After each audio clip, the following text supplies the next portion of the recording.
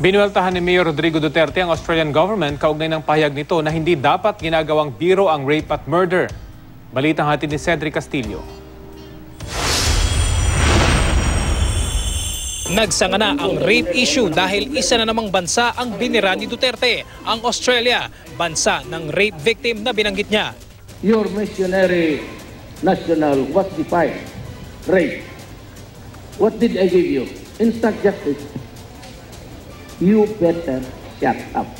I don't need you lecturing on me. You listen to me, Mr. Ambassador. Ang tinutukoy niya ay si Ambassador Amanda Gourley na nagpaalalang hindi dapat ginagawang biro ang rape at murder. At sa gitna ng pahayag ng liderato ng CBCP na panoorin ang kontrobersyal na video ni Duterte na posibleng makatulong sa pagboto, sabi ng alkalde. Sabi ng CBCP, huwag ako iboto. I am now announcing and addressing myself to all Roman Catholics in this country, sundin ninyo ang inyong bishop kasi pag hindi pupunta kayo sa impyerno. Bukod sa kontrobersyal na video ni Duterte, usap-usapan din ang video naman ng grand rally ng local candidates ng Liberal Party noong March 31 sa Pikit. Bago kasi dumating si Rojas na imbitado sa pagtitipon, nakunan ang pamimigay ng puting sobre na hindi malinaw ang laman sa ilang dumalo. May sinabi tungkol dito ang host ng pagtitipon. Rojas na! Mahina dito ba? Bagay yung bilog. Mahina dyan na sa likod. Sige. Wala kayong yung bilog. Mamaya. Walang kampanya si Rojas pero sinabi niya na paiimbestigahan niya ito. Mariin ko pong kinukondena itong mga gawain na ito.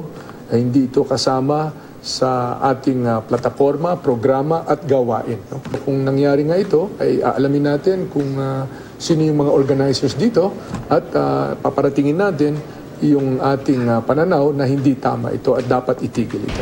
Hanggang gabi naman ang kampanya ni Poe sa Bulacan. Nagbigay siya ng pahayag kaugnay sa comics tungkol sa kanyang buhay na walang nakasaad kung sino ang nagpondo alinsunod sa patakaran ng COMELEC. Maganda talaga yon. Basta naman yung nakalagay dun sa comics, baka totohanan, at saka sa ating mga kababayan na gusto malaman yung storya. Meron pong mga grupo ng mga writers na gumawa nun.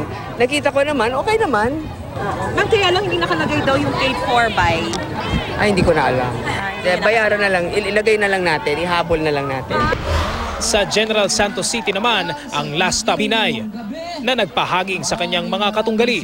Si Jojo Binay, nilirespeto ang buhay ng bawat tao.